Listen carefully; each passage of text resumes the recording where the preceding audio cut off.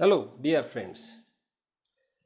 In the lecture for heat in TSC, in the previous lecture we had discussed some problems. हमने कुछ problem discuss किए थे और मैं आपको वर्कशीट भी दिया हूं घर पे सॉल्व करने के लिए। अब इस लेक्चर में हम एक इंटरेस्टिंग फिनोमेनन डिस्कस करेंगे और कुछ प्रॉब्लम भी सॉल्व करेंगे। ये फेनोमेनन का नाम है रेगुलेशन।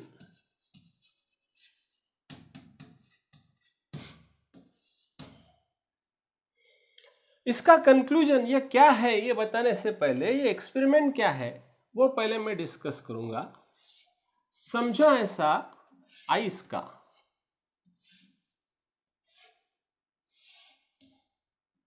एक लंबा पीस लिया है, बर्फाची लादी घेतलेली आहे and which is supported here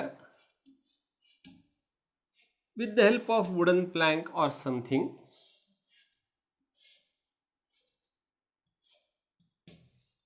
and we put a wire over this and we attach some weight to the wire. Wire इधर से भी आएगी पीछे से, उसको भी हम कुछ वेट अटैच करेंगे और आए ये सब अरेंजमेंट हम एक टेबल पे रखेंगे। ये करने के बाद आप अगर देखोगे, ऑब्जर्व करोगे तो यहाँ का आइस मेल्ट होते जाता है और ये वायर जो है मेटल वायर बर्फ के अंदर जाती है, फिर अंदर जाती है, फिर अंदर जाती है, फिर अंदर जाती है और थोड़ी देर से वो यहाँ से निकल जाती है। मतलब बर्फ के आर पार वो तार निकल जाती है, लेकिन उसके बाद आप बर्फ के दो टुकड़े करने की कोशिश करोगे तो होते नहीं है। बर्फ जैसे कि वैसा पहले जैसा था वैसा ही रहता है। This is an interesting phenomenon which describes the process called as regulation. ये क्यों होता है तो ये समझने की हम कोशिश करेंगे। The basic principle is the melting point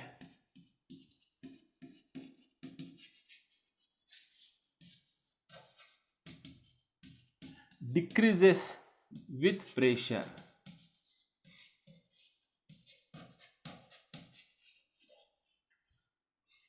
मान लो यहां का हम क्रॉस सेक्शनल एरिया देख रहे हैं, ये बर्फ है और इसके ऊपर ये वायर डाल दी, तो इतने एरिया पे प्रेशर ज्यादा रहेगा और प्रेशर ज्यादा रहने की वजह से यहां पे मेल्टिंग पॉइंट कम होगा। मेल्टिंग पॉइंट कम, बर्फ का टेम्परेचर एकदम 0 डिग्री सेल्सियस नहीं है। वो 0 डिग्री सेल्सियस रहता था तो वो पूरा का पूरा मेल्ट होता था। वो -5, -4, -3, -10 ऐसा कुछ तो भी रहेगा। तो यहाँ पे ये जो प्रेशर आता है इसकी वजह से यहाँ का मेल्टिंग पॉइंट डिक्रीज होता है। -2 डिग्री सेल्सियस मान लो अप्रोक्सीमेटली -2, -3 डिग्री सेल्सियस को भी वो मेल्ट होता है। थोड़ी देर से क्या होगा तो वायर इधर जाएगी और यहां का जो पानी था इसके ऊपर का, उसके ऊपर अभी प्रेशर नहीं है, इसलिए वो मेल्ट नहीं, वो फिर से आइस में कन्वर्ट होगा, फिर से फ्यूज होगा और फिर सिचुएशन ये ऐसी रहेगी। यहां बर्फ बन गया है और यहां प्रेशर आ गया है। यहां प्रेशर आने की वजह से इसका मेल्टिंग पॉइंट फिर से कम हो गया है, तो बर्फ का पानी बन गया है, तो वायर और नीचे जाएगी। जो मेल्टिंग पॉइंट पानी का हम 0 डिग्री सेल्सियस मानते हैं वो eight normal pressures and normal pressure condition रहती है। अगर प्रेशर हम ज्यादा देंगे तो वो कम टेम्परेचर पे भी मेल्ट होता है। ऐसा ही इसकी वजह से ये बर्फ में से ये वायर धीरे धीरे धीरे धीरे धीरे धीरे नीचे जाएगी, लेकिन जैसे वो नीचे जाएगी ऊपर का पानी फिर से सॉलिडिफाई हो जाएगा और फिर बर्फ जैसे कि वैसा रहेगा, सिर्फ नीचे का कुछ पार्ट तब तक पानी बन जाएगा, उसके ड्रॉप्स निकल जाएंगे, बर्फ के दो टुकड़े होंगे नहीं। So this process is called as regulation of ice, and that is because melting point decreases with pressure. Similarly, हम जो उसका पानी का vaporization point, boiling point 100 degree celsius मानते हैं, वो सही नहीं है, मतलब वो सही नहीं है ऐसा बात है, but that is at for normal temperature, atmospheric temperature, atmospheric pressure. Pressure अगर कम हो गया तो बॉइलिंग पॉइंट बढ़ता है। मतलब पहाड़ी पे जाओगे जहां पे एटमॉस्फेरिक प्रेशर कम है, वहां पे पानी बॉईल करोगे, थर्मामीटर डालेंगे, एक्सपेरिमेंट डालेंगे, तो वो 100 डिग्री सेल्सियस को बॉईल नहीं करेगा, तो उससे कम इसमें बॉईल करेगा, कम टेम्परेचर में बॉईल करेगा। इसलिए हम क्या करते हैं, प्रेशर कुकर जब यूज करते हैं तो प्रेशर कुकर में हम बंद करते तो प्रेशर बढ़ाते हैं, तो उसका बॉइलिंग पॉइंट बढ़ता है। प्रेशर कुकर में पानी 100 डिग्री सेल्सियस को बॉईल नहीं होता, 105, 110, ताकि वो अच्छा चावल जो है अच्छी तरह से पक जाएगा, जल्दी पक जाएगा। ये इसका बेसिक प्रिंसिपल है। पहाड़ी पे जाके तुम बॉईल करना चालू करोगे तो पानी जल्दी बॉईल हो जाएगा, वहां पे जाके नॉर्मल प्रोसेस से चावल बनाना चालू करोगे तो मे बी 90-95 डिग्री सेल्सियस को पानी बॉईल हो जाएगा, फिर चावल पका हुआ नहीं रहेगा। अपने को चावल से इंटरेस्ट अभी नहीं, अपने को ये इसमें इंटरेस्ट है कि जो बॉइलिंग पॉइंट है 100 degree Celsius, it is eight normal pressure. At lower pressure the boiling point reduces, मतलब 95, 96, 92 ऐसा हो जाएगा, and at higher pressure the boiling point increases, 100 के ऊपर 105, 110 एटसेट्रा एटसेट्रा हो जाएगा। वैसे ही मेल्टिंग पॉइंट प्रेशर ज़्यादा देंगे तो वो मेल्टिंग पॉइंट कम होगा, प्रेशर कम करोगे तो मेल्टिंग पॉइंट बढ़ेगा। ये थोड़ा सा फर्क है, ये इसका बेसिक प्रिंसिपल है। ये रेगुलेशन होने के बाद हम फिर कुछ प्रॉब्लम्स और डिस्कस करेंगे। जैसे कि प्रॉब्लम भी मैं ही ले रहा हूं, बना ही मैं रहा हूं, सॉल्व भी मेरे को ही करना है, क्योंकि वन वे कम्युनिकेशन है। आपको ये देखना है, समझ के लेना है, चाहिए तो रिवाइंड करके देखना है, चाहिए तो उसको पॉज करके देखने का है। मैंने लास्ट टाइम आपको बताया कि मैं जो प्रॉब्लम बताता हूं तो उसको पॉज करके कोशिश करो, वो प्रॉब्लम तुम खुद सॉल्व करो कागज के ऊपर।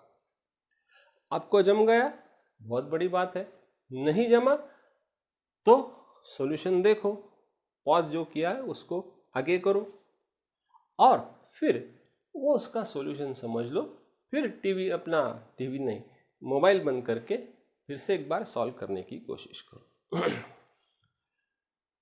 चलो, अभी दूसरा प्रॉब्लम अपन हीट का जब डिस्कस कर रहे हैं तो एक प्रॉब्लम मैं अभी आपको डिक्टेट कर रहा हूं, आप वो लिख लो या फिर वो रिकॉर्ड करके, कभी तो आपको लिखना है, आपके नजर के सामने प्रॉब्लम होना है। सिर्फ मैं हवा में बात कर रहा हूं, आपसे बात कर रहा हूं तो वो सब समझ में आएगा ऐसा नहीं। तो मैं जब बता रहा हूं वो प्रॉब्लम लिख लो, फिर पॉज करो, खुद सॉल्व करने की कोशिश करो, कहीं ना कहीं अड़चन आ जाएगी और फिर आप इसका सॉल्यूशन, फिर वो पॉज जो किया है उसको प्ले करो और फिर ये समझ में आएगा। प्रॉब्लम ऐसा है कि suppose 1 kg of metal whose specific heat is 0.8 calorie per gram degree Celsius is heated to 200 degrees Celsius. It is then immersed in water The mass of water is 5 kg and maintained at 40 degrees Celsius. What will be the final temperature of the mixture?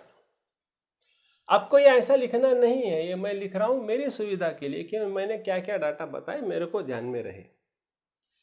ये ऐसा metal का sphere है जिसका मास दिया है, जिसका temperature दिया है, जिसका स्पेसिफिक हीट दिया है, और ये पानी में डुबा दिया। पानी का टेम्परेचर ज्यादा है क्या मेटल का टेम्परेचर ज्यादा है? तो ऑब्वियसली मेटल का टेम्परेचर ज्यादा है, पानी का टेम्परेचर कम है। ये डुबाने के बाद ये अपनी हीट पानी को दे देगा, पानी उससे हीट लेगी, और ये हीट एक्सचेंज तब तक चलेगा जब तक ये दोनों का टेम्परेचर सेम नहीं होता है। In other words, the heat lost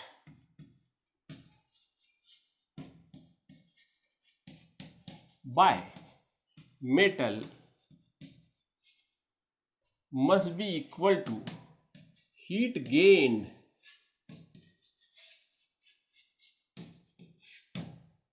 by water। ये इसका basic principle.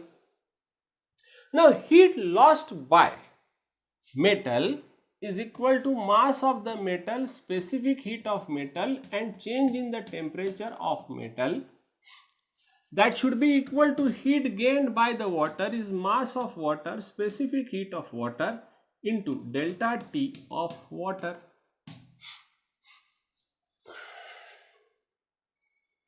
Mass of the metal दिया है 1 kg, लेकिन हम उसको 1000 ग्राम लिखेंगे ताकि हमें कैलकुलेशन आसान जाए। स्पेसिफिक हीट ऑफ मेटल दिया है 0.8 कैलोरीज पर gram degree Celsius, and delta T यहां पे आपको दिमाग लगाना पड़ेगा, यहां पे आपको सोचना पड़ेगा टेम्परेचर डिफरेंस। मेटल ठंडा होने वाला है, पानी गर्म होने वाला है, तो इसमें change in the temperature will be 200 minus T, that should be equal to, ये डिग्री सेल्सियस में आएगा, that should be equal to mass of the water 5 kg दिया है, हम 5000 ग्राम लिखेंगे। हमें पानी का स्पेसिफिक हीट मालूम है, किसी ने देने की जरूरत नहीं, 1 कैलोरी पर ग्राम डिग्री सेल्सियस। और यहां पे 40 माइनस टी नहीं करने का, क्योंकि पानी गर्म होने वाला है, उसका इनिशियल टेम्परेचर 40 है, इसका इनिशियल टेम्परेचर 200 है, तो ये 40 से बढ़ने वाला है, 200 का कम होने वाला है। तो यहां we should take T minus 40 degree celsius. यहां बच्चे बहुत गलती करते हैं, तो कहां पे which temperature minus which temperature, ये सोच समझ के अपने को करना पड़ेगा। फिर ये ग्राम ग्राम कैंसिल होगा, डिग्री सेल्सियस क्या होगा, ग्राम ग्राम कैंसिल होगा, डिग्री सेल्सियस क्या कैंसिल होगा, कैलोरी इधर का और कैलोरी इधर का भी कैंसिल हो जाएगा। अब कैलकुलेशन की बात है, अब वो कैलकुलेशन की मिस्टेक अगर हो गई तो हो गई, बट बाकी फिजिक्स वाइज ये बराबर इक्वेशन फॉर्म है। ये इक्वेशन के दोनों साइड के 3 जीरो भी काट दे सकते हैं, तो क्या होगा 0.8 into 200, so that will be 160 minus 0.8 T is equal to, ये 5 से मल्टीप्लाई करेंगे तो 5t माइनस 200, इसको इधर लेके जाएंगे, इसको इधर लेके जाएंगे तो होगा 360 is equal to 5.8 T. and therefore T is equal to 360 upon 5.8 degree celsius. अब देखो ये कैलकुलेशन, तुमको 58 का टेबल आता नहीं, मेरे को मालूम है, मैं भी उसमें कैलकुलेशन सिंप्लीफाई करते जाऊंगा, टाइम लगेगा। जब आपको मल्टीपल चॉइस क्वेश्चन सॉल्व करने हैं तो आपको अप्रॉक्सीमेट कैलकुलेशन करना है, आपको कोई प्रिसाइज कैलकुलेशन पूछता नहीं है। दिए हुए 4 ऑप्शंस में कौन सा सही है ये आपको चूज करना है। तो इन 99.99% केसेस में इसको तुम 6 अप्रॉक्सीमेटली मान के this will be approximately 60 degree Celsius ये आंसर दे सकते हो। 1 मिनट में सॉल्व करना है तो ये करना पड़ेगा। लेकिन अगर तुम्हारे बोर्ड का एग्जाम है या ऐसा कुछ तो भी एग्जाम है जहां पे आपके पास टाइम है तो उसको सिंप्लीफाई करते बैठो। ये 6 से कम है तो आंसर 60 डिग्री सेल्सियस से ज्यादा आने वाला है। तो 360 अपॉन 5.8, फिर भी अप्रोक्सीमेशन करना ही पड़ेगा। दिस विल बी 180 अपॉन 2.9, 2 से हम डिवाइड करेंगे तो अब वो 29 का टेबल इसके यहाँ गिनते जाएंगे तो that will come approximately somewhere as 61 degree celsius. 61, 60 both are correct answer depending upon what are the options given to you. Do you understand this? So while solving the problems of multiple choice answers, remember that NTSC में आपको वैसे ही problem solve करने हैं। Remember that आपको बहुत precise calculation कभी करने नहीं है। कैलकुलेशन ये आपके बुद्धिमत्ता का लक्षण नहीं है। कैलकुलेशन करने के लिए साइंटिस्ट लोगों के पास कैलकुलेटर है। हम आपसे क्या अपेक्षा करते हैं तो आप करेक्ट इक्वेशन फॉर्म करोगे और फिर उसको सॉल्व करोगे। Calculation should be done only in the last stage. यहां पहले इनका मल्टीप्लिकेशन करते बैठ जाओगे तो आप फंस जाओगे, क्योंकि प्रॉब्लम सॉल्व करते समय मेरा ऐसा अनुभव है कि बहुत सारी चीजें ऑटोमेटिकली कैंसिल होती जाती है और फिर हम जो मेहनत पहले 2 स्टेज में कैलकुलेशन में करते हैं वो सब बेकार जाती है। मेहनत बेकार जाती नहीं, लेकिन टाइम बर्बाद हो जाता है और हमें 1 मिनट में प्रॉब्लम सॉल्व करना है तो वो मुश्किल हो जाता है। I hope you have understood. मेरे को ये क्वेश्चन का आंसर आपको सिखाने का नहीं, मेरे को ये सिखाने का है कि कैलकुलेशंस आपको लास्ट स्टेज में करने के।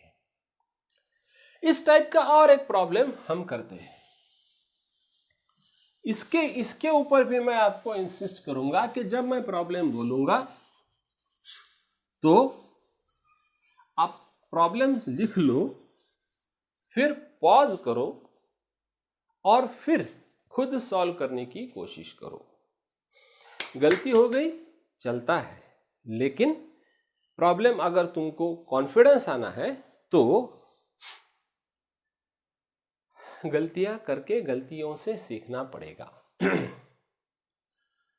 अगला प्रॉब्लम हम लेते हैं।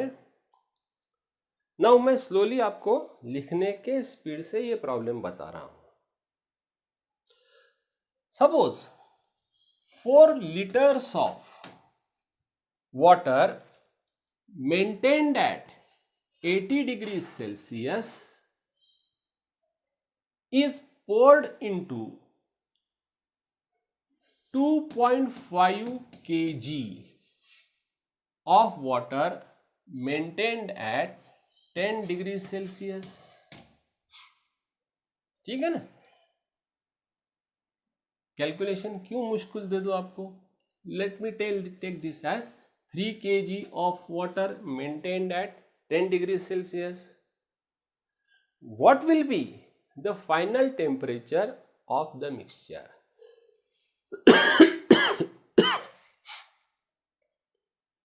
जैसा मैंने सजेस्ट किया था, इस पॉइंट पे पॉज करो, ये प्रॉब्लम आपके नज़र के सामने लिखा हुआ है, आप खुद सॉल्व करने की कोशिश करो।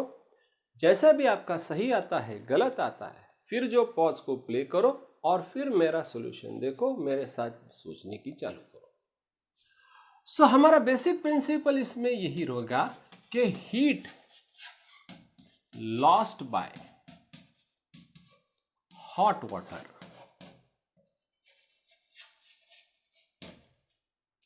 will be equal to heat gained by cold water.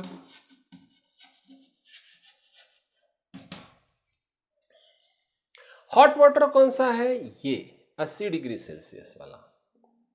अब 4 लीटर, मैंने आज सबरे बताया था, 1 litre of water veg 1 kg, तो 4 litre will be 4 kg into, अच्छा पहले फॉर्मूला लिख देते हैं, mass of hot water, specific heat of hot water into delta T for hot water is equal to mass of cold water, specific heat of cold water into delta T for cold water. अब इसमें देखो, specific heat for hot water और specific heat for cold water same है। पानी का जब तक वो लिक्विड स्टेट में है, स्पेसिफिक हीट इज 1 कैलोरी पर ग्राम डिग्री सेल्सियस।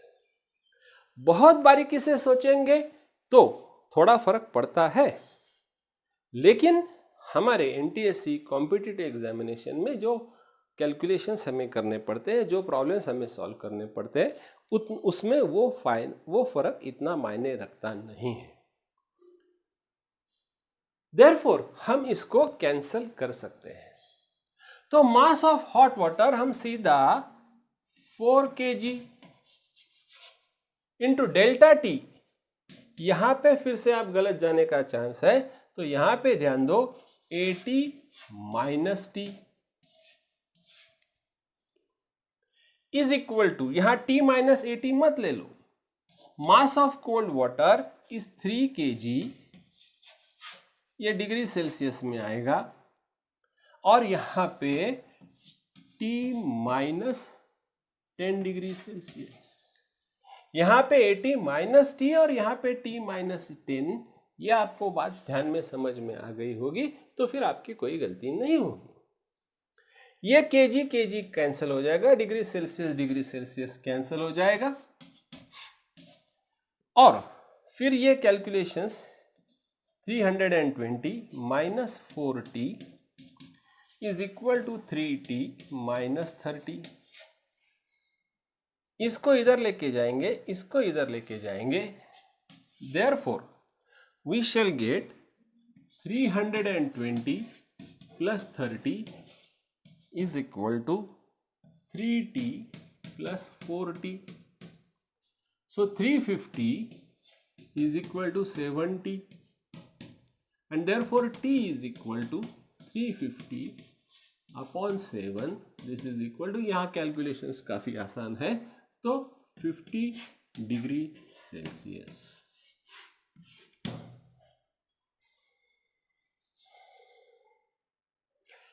जैसे मैंने पहले बताया, आपको इस स्टेज में, 10वीं के स्टेज में कैलकुलेशन सिखाना मेरा पर्पस नहीं है। यहाँ पे फिजिक्स, यहाँ पे 80 माइनस टी और यहाँ पे t माइनस 10, ये ध्यान में दोगे तो गलती नहीं होगी। कैलकुलेशन तो आपको तीसरी, चौथी, पांचवी में जो भी आपने किए हैं, टेबल्स याद किए हैं, वो तो लगने ही वाले हैं, लेकिन वो आपको अभी यहाँ पे सिखाने का मेरा पर्पस नहीं।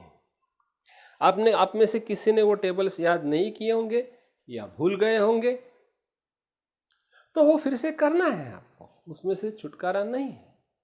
एटलीस्ट 10 तक के टेबल्स, हो सके तो 20 तक के टेबल्स कर लो, उसके आगे के बहुत ज़्यादा ज़रूरत नहीं, लेकिन अपने को ये लगने वाला है। ठीक है, तो ये 2 प्रॉब्लम्स हमने कर लिए हैं। रेगुलेशन हमने क्या है समझ के लिया है। इसके आगे हम जाने वाले जो है वो है anomalous behaviour of water.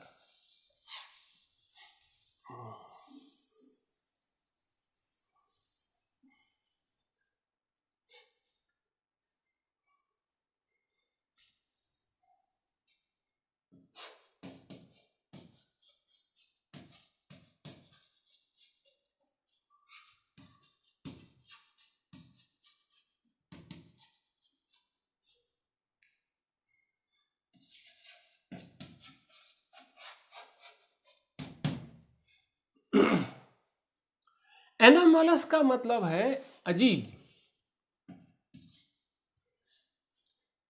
Normal trend जो है उसके जैसा नहीं, वो कुछ तो भी स्पेशल बिहेवियर। जनरली सॉलिड्स में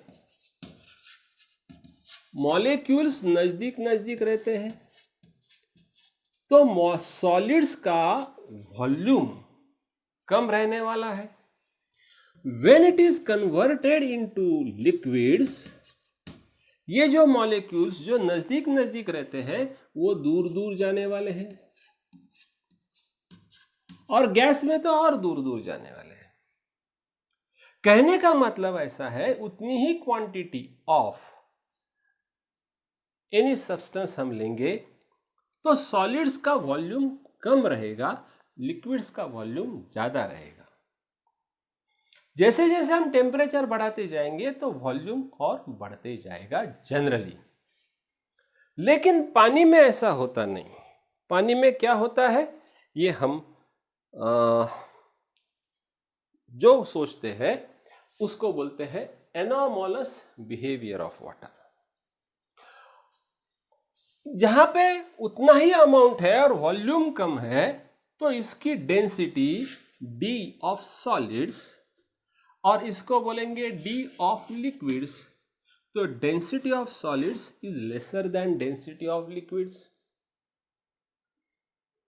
लेकिन पानी के बारे में सिर्फ और सिर्फ पानी के बारे में हमने ये ऑब्जर्व किया है कि 4 डिग्री सेल्सियस तक जब पानी मेल्ट होगा तो उसका minimum density is at 4 degree celsius. Graphically वो ऐसा दिखाया जाता है कि यहां 0 degree celsius 1 2 3 4 5 6 7 etcetera etcetera etcetera. तो यहां पे पानी की डेंसिटी हम गिनते जाएंगे तो यहां से यहां तक कम हो जाएगी और फिर यहां से और बढ़ेगी। या ऐसा क्यों होता है, और ऐसा सिर्फ पानी के बारे में क्यों होता है? y एक्सिस पे रहेगा डेंसिटी और x एक्सिस पे रहेगा डिग्री सेल्सियस। ये सिर्फ पानी के बारे में क्यों होता है और कोई सब्सटेंसेस के बारे में क्यों नहीं होता है? तो इसका रीजन पूरा अपने को मालूम नहीं, बेसिकली मालूम नहीं, मतलब इट इज ए नेचर। बहुत सारी चीजों का हमें रीजन ढूंढते जाएंगे तो हमको मालूम नहीं। हाइड्रोजन में एक ही इलेक्ट्रॉन क्यों है, इसका जवाब नहीं है, क्योंकि जिसमें एक ही इलेक्ट्रॉन है उसको हम हाइड्रोजन बोलते हैं। सूरज पूरब में क्यों उगता है, बोल सकते हैं कि अर्थ ऐसी रोटेट होती है वो वगैरह, लेकिन फिर अर्थ ऐसी क्यों रोटेट होती है? तो इट्स ए नेचर। वैसे पानी में ही ऐसा क्यों होता है कि उसका लिक्विफाई होने के बाद डेंसिटी कम हो जाती है 4 डिग्री सेल्सियस तक? तो इसका जवाब है ये पानी का नेचर है और कहीं ये ऑब्जर्व नहीं किया जाता है। और इसलिए देखो, जब हम धूपखाले में गन्ने का रस लेते हैं, गन्ने का रस मतलब ऑलमोस्ट वाटर, इसमें हम बर्फ डालते हैं तो बर्फ की डेंसिटी, बर्फ is solid, molecules are closer closer closer to each other, तो जनरली द बर्फ should go to the bottom, but what we observe that the ice, जो बर्फ हम डालते हैं ऊपर तैरता है, इसकी डेंसिटी कम है, इससे ये तैरता है बर्फ। ओके, क्योंकि all of you know that जिसकी डेंसिटी कम है वो तैरता है, जिसकी डेंसिटी ज्यादा है वो डूबता है। एनोमलस बिहेवियर ऑफ वाटर के बारे में और कुछ हम डिस्कशन करेंगे, लेकिन वो अगले लेक्चर में। इस लेक्चर में हम यहीं रुक जाते हैं।